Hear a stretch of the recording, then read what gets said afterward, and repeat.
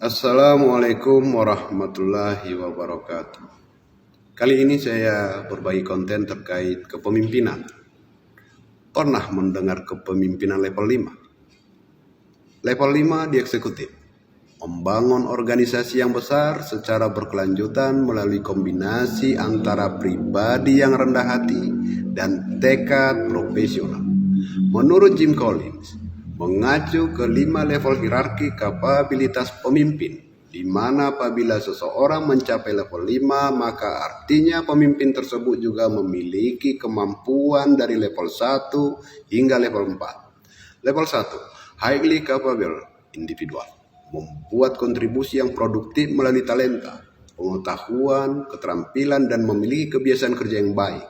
Level 2, contributing team member, memiliki kontribusi kemampuan individu untuk mencapai tujuan kelompok dan bekerja secara efektif dengan yang lain di dalam kelompok. Level 3, kompeten manager, mengorganisasikan orang dan sumber daya agar menjadi efektif dan efisien untuk mencapai tujuan. Level 4, effective leader, mengkatalisis komitmen untuk mencapai tujuan dengan visi yang jelas dan memicu kelompok agar bekerja dengan standar yang tinggi. Pemimpin perubahan atau change leadership adalah sebuah gaya kepemimpinan yang menekankan pada pentingnya perkembangan dan kemampuan beradaptasi dalam tim atau perusahaan. Terdapat 3 poin pada bahasan change leadership, yakni 1. Communicate, 2. Collaborate, 3. Commit. Inisiatif perubahan suatu organisasi lebih mungkin berhasil jika pemimpin 1. Communicate or communication mampu mengkomunikasikan what, apa, dan why, mengapa. Para pemimpin yang menjelaskan tujuan perubahan dan menghubungkannya dengan nilai-nilai organisasi atau menjelaskan manfaat akan menciptakan dukungan yang lebih kuat dan urgensi untuk perubahan.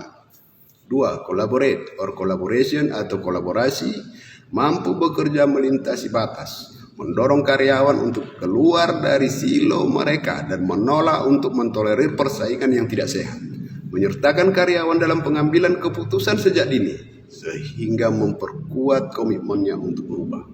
Yang ketiga, commit or commitment, mampu menunjukkan keuletan, kegigihan, tetap bersikap positif, dan sabar, serta bersedia untuk keluar dari zona nyaman mereka. Change leadership fokus pada hal strategis, menyiapkan masa depan, menyeleksi tim yang akan memberikan dukungan terhadap visi baru, menyampaikan pesan utama untuk menginspirasi dan memotivasi karyawan, bersiap atas risiko tinggi dan sejumlah isu yang mungkin akan muncul saat menemui kendala, mengusulkan sistem penilaian kinerja dengan format baru, turut mendukung sistem penilaian kinerja yang direkomendasikan. Pemimpin inovasi, peran kunci.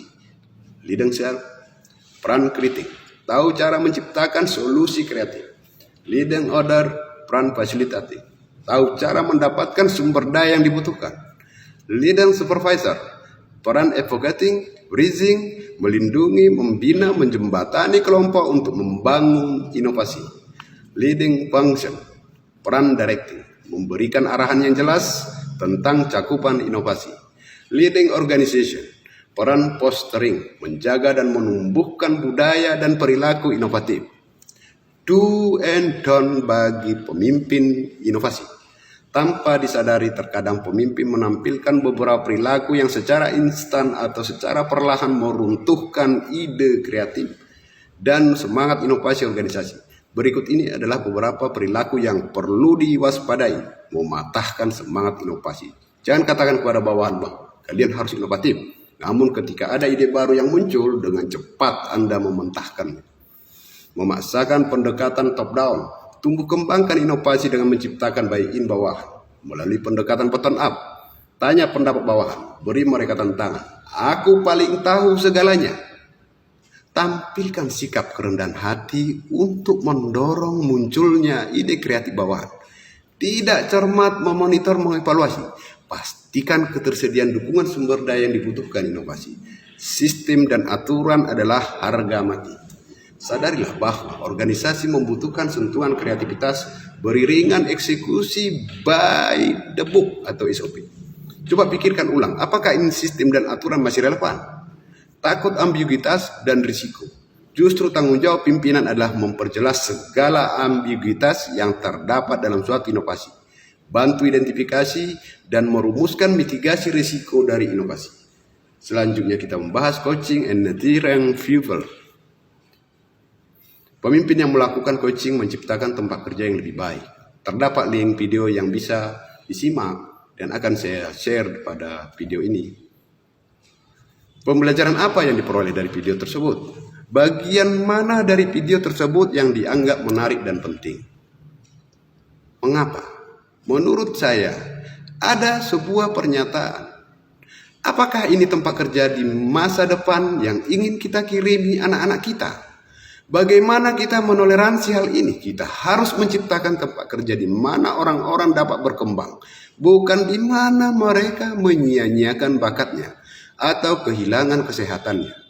Hal baik apa dari pembelajaran yang diperoleh yang akan diterapkan pada diri pemimpin?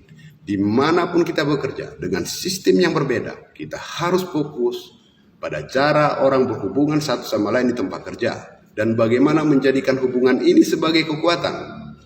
Pekerja ingin diakui sebagai manusia di tempat kerja dan mereka ingin sarana bekerja dengan baik untuk menyelesaikan pekerjaan mereka. Menurut Edward dan Richard Bryan, penentuan nasib sendiri menyatakan 3 kebutuhan mendasar yang harus dipenuhi manusia agar merasa terpenuhi, dan hal ini sangat mencolok di tempat kerja, yakni otonomi, yakni perasaan otonomi, kompetens, yakni perasaan kompeten.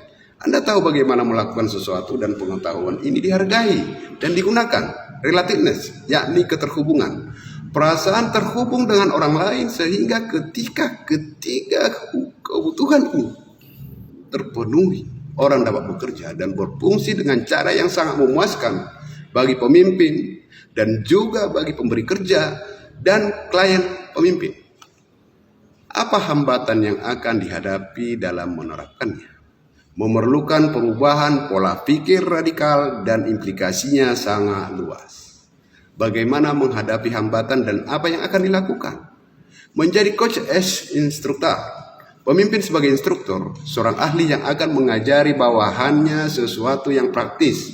Kemudian coach as fasilitator, pemimpin menjadi fasilitator. Hal ini mengacu kepada seseorang profesional terlatih yang menggunakan pendekatan non-direktif untuk membantu kliennya mencapai prestasi tujuan mereka. Non-direktif bisa berarti bahwa tidak ada pengajaran dan sangat sedikit nasihat. Pemimpin yang melatih bawahannya, pemimpin menahan diri untuk tidak memaksakan pandangan mereka kepada bawahannya. Pertama-tama, pemimpin mengajukan pertanyaan yang membantu bawahannya berpikir, sehingga pemimpin menghormati otonomi bawahannya. Kedua, pemimpin mulai dengan asumsi bahwa bawahannya bisa berpikir dan punya solusi. Ketiga, dari semua pemimpin terlibat dengan para bawahannya. Tentu seseorang pemimpin akan memaksakan pandangannya pada bawahannya. Apalagi jika pemimpin tahu banyak hal. Pemimpin akan membantu bawahannya memikirkan solusi bagi dirinya sendiri. Pemimpin akan menghormati 3 kebutuhan mendasar, yakni 1. Pemimpin akan melepaskan sikap selalu menjadi ahli untuk selalu menjadi orang yang mengontrol. Pemimpin menghormati otonomi bawahannya. Yang kedua, pemimpin akan menunjukkan bahwa pemimpin percaya pada kemampuan bawahannya untuk menemukan solusi sehingga pemimpin menghormati kompetensi bawahannya. Yang ketiga, pemimpin terlibat dengan bawahannya dalam percakapan.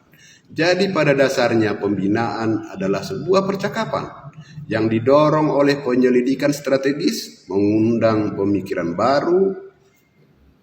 Apakah Anda tidak bahagia bersama dengan pemimpin seperti ini?